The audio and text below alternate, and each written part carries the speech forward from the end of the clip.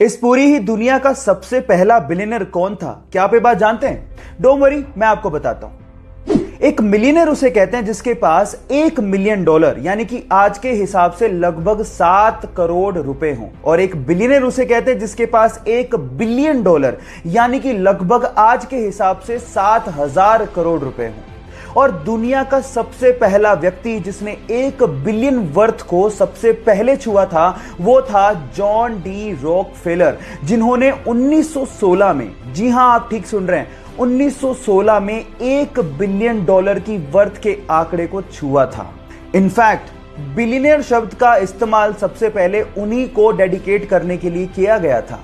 क्या इसके पहले तक इफेक्ट आप जानते थे? और अगर नहीं जानते थे तो चैट सेक्शन में लिखना मत भूलिएगा। मान लो कि आप बहुत ही खतरनाक जगह पे फंसे हुए, वहां से बाहर निकलने के मात्र 2 दरवाजे हैं। पहला दरवाजा है डोर ऑफ डेथ, खोला तो गए। दूसरा दरवाजा है डोर ऑफ फ्रीडम, खोला तो आजाद। लेकिन आपको नहीं पता कि किस दरवाजे के पीछे क्या है।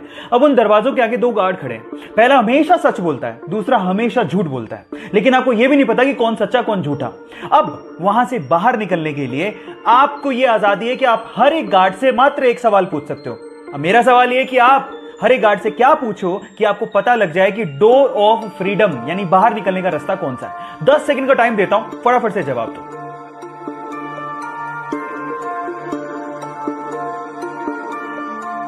तो चलिए गाइस, मैं आपको जवाब देता हूं। आप ये सवाल पूछोगे हर एक गार्ड से कि अगर मैं दूसरे गार्ड से पूछूं कि डोर ऑफ फ्रीडम कौन सा है तो वो क्या जवाब देगा।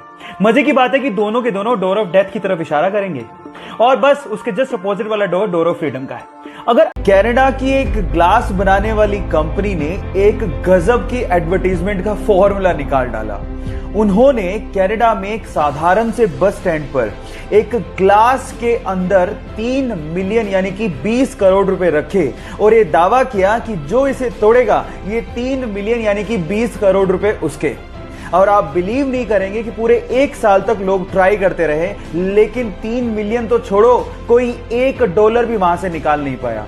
कितना गजब का तरीका था ना ये एडवर्टीजमेंट का। गाइस, इसी को बोलते हैं ना हींग लगे ना फिटकरी और रंग चोखो ही चोखो। आपको ये आइडिया कैसा लगा चैट सेक्शन में लिखना मत भूलिएगा।